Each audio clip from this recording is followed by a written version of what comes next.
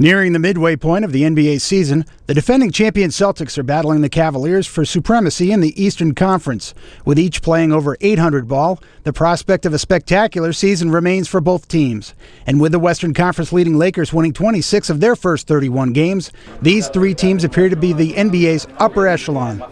The Celtics have garnered the most attention in the early going, especially after their franchise record 19-game winning streak gave them the best start for a two-loss team in NBA history.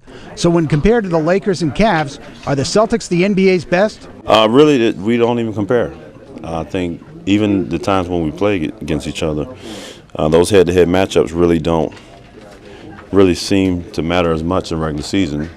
Ultimately, we want to have a better record to have home court advantage. Last year we played Cleveland in 7 games in our building.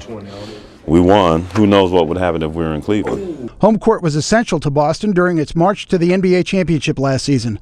The Celts even needed a Game 7 victory at home to beat 8th-seeded Atlanta and escape the first round. The Celtics raced out to a 27-2 start, and when they played the Knicks in New York, they sported the best record in the NBA. But the Celts say they are not trying to go after the Bulls' single-season record of 72 victories, set 13 years ago. Not at all. I mean, that's something we never even talk about. The goal is just to take it one game at a time.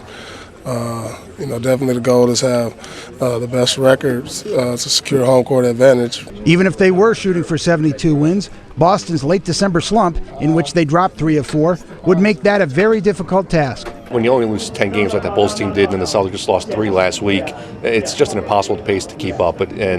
January is what a lot of teams consider the dog days in the NBA anyway. Boston didn't panic during its West Coast mini-slide, but the Celtics wouldn't have been celebrating either had they won them all. Just if you made a comparison, if we went 4-0, we wouldn't have been running around in the streets with our clothes off, thinking we're the best thing since sliced bread.